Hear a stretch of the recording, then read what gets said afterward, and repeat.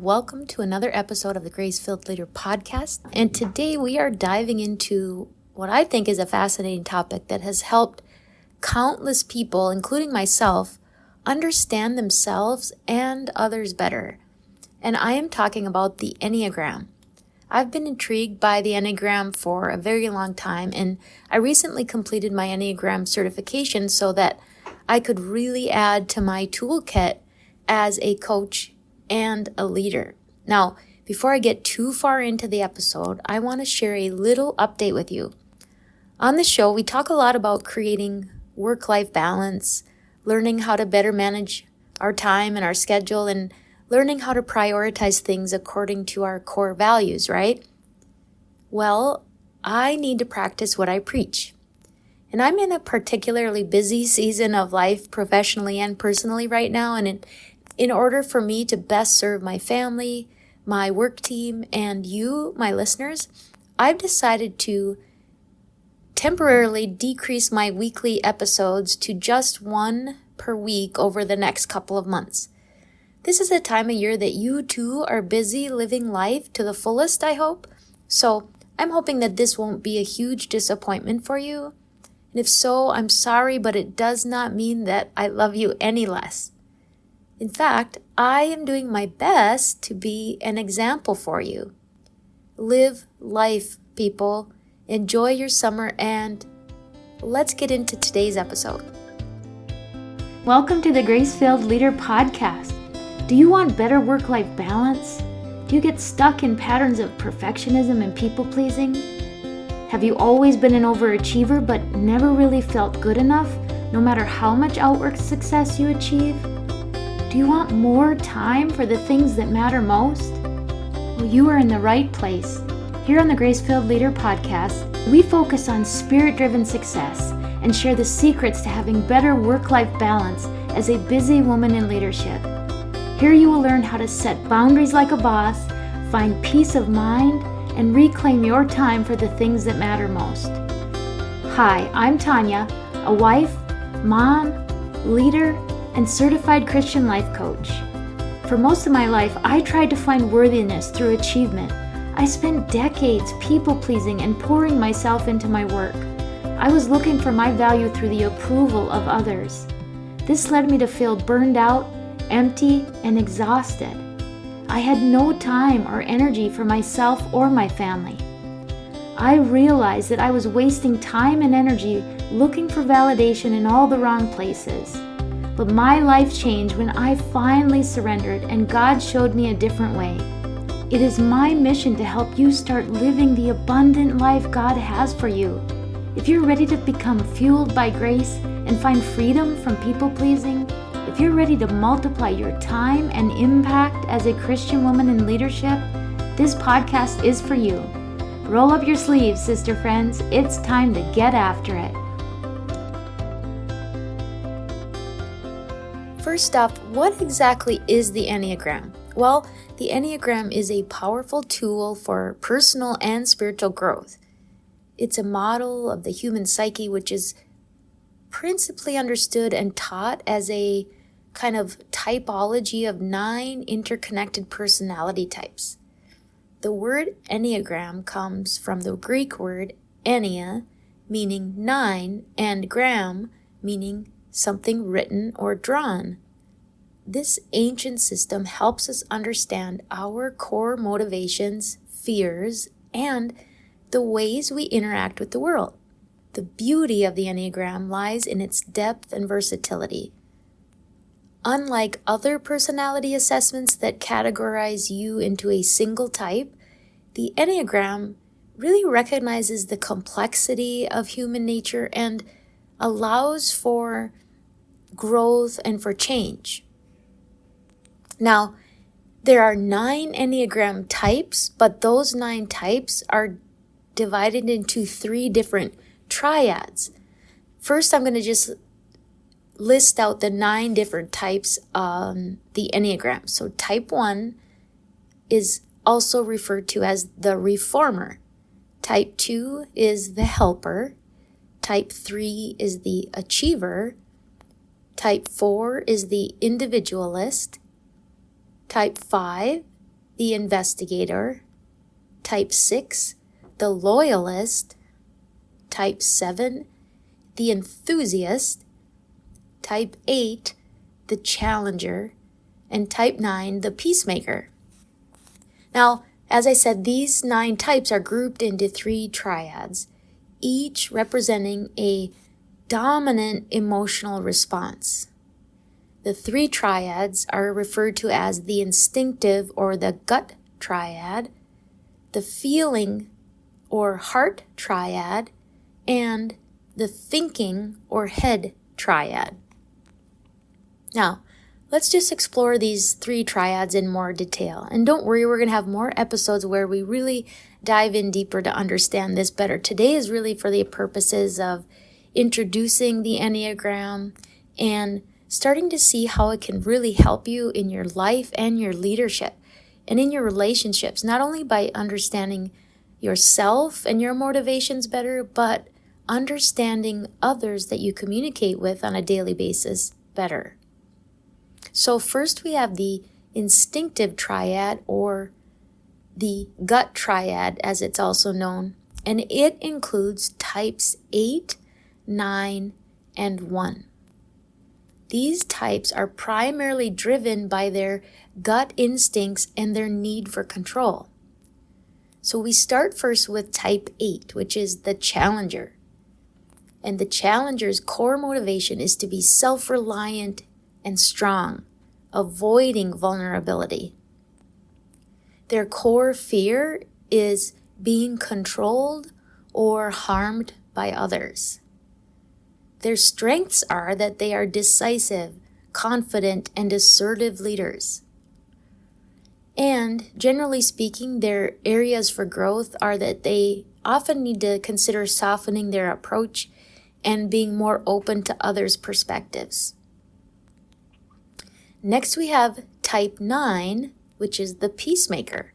And so far, when I've taken the Enneagram, I come out as a type 9 on the Enneagram, which when I read the characteristics, it does very much make sense when I consider my life journey. So type 9, the peacemaker's core motivation is to maintain inner peace and harmony in their environment. Their core fear is conflict and disconnection. Type 9 strengths are that they're often easygoing, supportive, and accommodating.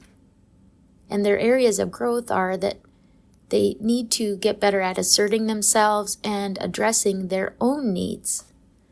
That kind of lines up with us as people pleasers, right? Okay, and the final type within the gut triad is the reformer, type 1. The reformer's core motivation is to be good and ethical and to improve the world. Their core fear is being corrupt, evil, or defective. Their strengths are that they are very principled, purposeful, and self-disciplined. And their areas of growth are needing to embrace relaxation and being willing to accept imperfections. So the reformer is sometimes seen as that perfectionist. And people in this triad, the gut triad, struggle with anger. Type 8, the challenger, expresses it outwardly. You know these people, these are the bossy bosses. Type 9 represses their anger, and type 1 internalizes it. I was actually surprised that I'd come out in the gut triad. It didn't surprise me that this is the instinctive group, but it surprised me that the core motivating feeling or driving feeling is anger. I would have expected it to be probably one of the feeling triads, which I'm going to talk about next. So the second triad is called the feeling or heart triad, and this includes types 2, 3, and 4. So the feeling triad or the heart triad, these types are driven by their emotions and their need for attention and affirmation. Type 2 is referred to as the helper. The helper's core motivation is to feel loved and appreciated by helping others. Their core fear is being unloved or unwanted. Their strengths are that they are caring and generous and empathetic. And their areas of growth opportunity are setting healthy boundaries and recognizing their own needs. Type 3, the second type in the Feeling Triad, is the achiever. And the achiever's core motivation is to be valuable and successful, avoiding failure. Their core fear is being worthless or being a failure. Their strengths are that they are adaptable and goal-oriented and charismatic. And their areas for growth opportunity are finding their true self beyond their achievements. And that one sounds familiar too, I bet, to many of you. Type 4 is the individualist. Their core motivation is to be unique and authentic, avoiding ordinariness. Their core fear is having no identity or personal significance. Their strengths are that they are creative, sensitive, and very introspective. And their growth areas often are geared toward needing to balance their emotional depth with practical reality. So these are kind of the dreamers, the people that need to see and find meaning everywhere and in everything. So this Feeling Triad or the Heart Triad struggles with the dominant feeling of shame. So anger motivates the Gut Triad and shame motivates the Feeling Triad. So type 2, the helper, deals with shame by focusing on others. Type 3, the achiever, deals with the driving factor of shame by achieving. And type 4 by delving into their own individuality and uniqueness. So again, they are largely driven by shame in the Feeling Triad. Finally, we have the Thinking or the Head Triad, and this encompasses Enneagram types 5, 6, and 7. These types are driven by their thoughts and their need for security. Type 5 is the investigator. The investigator's core motivation is to be competent and self-sufficient, avoiding incompetence. Their core fear is being overwhelmed or helpless. Their strengths are that they're very analytical and innovative and independent. Their area of opportunity for growth is engaging more fully with the world and their emotions. Type 6 is the loyalist. The loyalist's core motivation is to feel secure and supported, avoiding danger. Their core fear is being without support or guidance. Their strengths are that they're very loyal and responsible and very, very prepared. And their areas of growth opportunity lie in trusting their inner guidance and reducing anxiety. And finally, type 7 is the enthusiast. This is the most fun type on the Enneagram list of types. The enthusiast core motivation is to be satisfied and content, avoiding pain and deprivation. Their core fear is being deprived or trapped in pain. Their strengths are that they are enthusiastic and versatile and fun-loving. And their areas of opportunity when it comes to growth is to embrace deeper experiences and stay in the present. So this third triad, the Thinking or the Head Triad, struggles with anxiety as their primary driving feeling. Type 5, the investigator, deals with anxiety by detaching from it. Type 6, the loyalist, faces it head-on with preparation. And type 7 distracts themselves from anxiety. I'm going to just review one more time quickly. We have the 3 triads of the Enneagram, within which are 3 different types. We have the Instinctive or the Gut Triad, with this triad being primarily driven by their gut instincts and their need for control, and they struggle primarily with anger. Type 8 outwardly expresses their anger, type 9 represses it, and type 1 internalizes it. The Feeling Triad, making up types 2, 3, and 4, these types are driven by their emotions and their need for attention and affirmation, and they struggle most with shame. Type 2 deals with shame by focusing on others. Type 3 deals with shame by achieving. And type 4 by delving into their individuality. And finally, the Thinking Triad, types 5, 6, and 7. These types are driven by their thoughts, their brains, and their need for security. And they struggle most with anxiety. Type 5, the investigator, detaches from anxiety. Type 6 faces it head on with being ultra prepared. And type 7 just distracts themselves from it. So I hope that this overview of the Enneagram and the 3 triads has piqued your interest a bit and given you some valuable insights into your own personality and those around you. Understanding the Enneagram can be a powerful tool for personal growth, improving relationships, and even enhancing your leadership skills. In future episodes, we'll dive deeper into each Enneagram type, exploring how they interact and discuss ways to grow and thrive within your type. If you're interested in learning more about the Enneagram and how it can help you in your individual journey to live a more balanced and fulfilling life, be sure to subscribe or to follow the show and stay tuned for future episodes.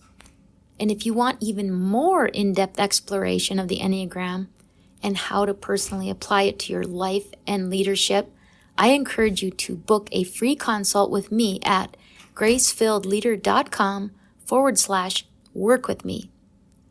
Now, as always, my friends, I pray that the Lord fills you with gratitude, peace, and His amazing grace. I pray this episode blessed you, spoke to you, or encouraged you in some way. If so, please share it with a friend and head on over to Apple Podcasts to leave me a review. That's the only way for me to know if you're enjoying the show. Nothing blesses me more than to hear from you. Also, come on over to our free Facebook community. This is a great place for us to support one another on our faith and leadership journeys. You can find the link to the group in the show notes or go to gracefilledleader.com/community. If you have questions or content ideas for the show, please send me a message on SpeakPipe or via email. Go to gracefilledleader.com/contact and leave a written or voice recorded message. I would love to know how I can best serve you on the podcast. Now to Him who can do immeasurably more than we can ask or imagine, according to His power that is at work within us. Ephesians 3, verse 20. Until next time, my friends, God bless.